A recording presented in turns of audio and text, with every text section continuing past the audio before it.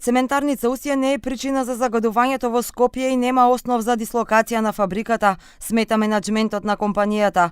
Оттаму велат дека работат по највисоките европски стандарди и се под 24-часовен мониторинг, кој покажува дека тие не се причинител за загадувањето.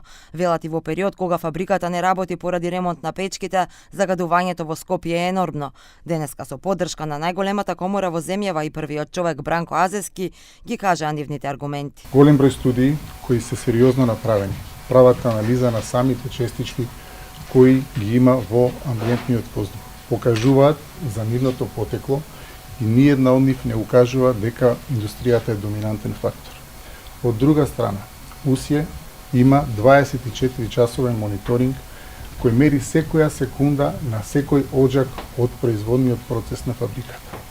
Сите тие мерења укажуваат дека компанијата целосно работи со националното законодавство, со европските директиви и во никој случај не е главниот причинител за загадување.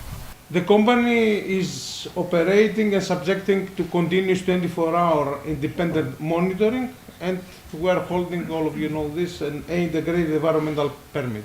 Првиот човек на Стопанската комора Азески повика на диалог. Ние сме спремни да помогнеме во тој процес без радикални мерки, рече Азески.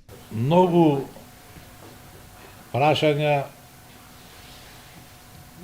кај нас имаат суштествено значење за понатамошниот развој на државата, но она што мора да се знае, треба да се врвните приоритети кои што мора да се испочитуваат: заштита на населението, максимални услови за стварање профит на економијата и подигнување на нивото на животниот стандард на граѓаните.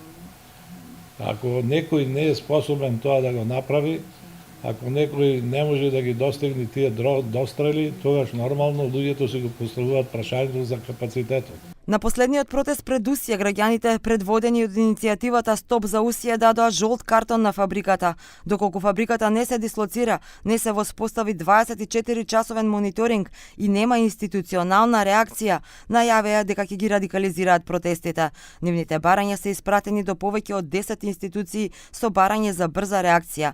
На почетокот на јануари, на седница на град Скопје, беше прифатена иницијативата за дислокација на фабриката, но сега се е во рацете на владата.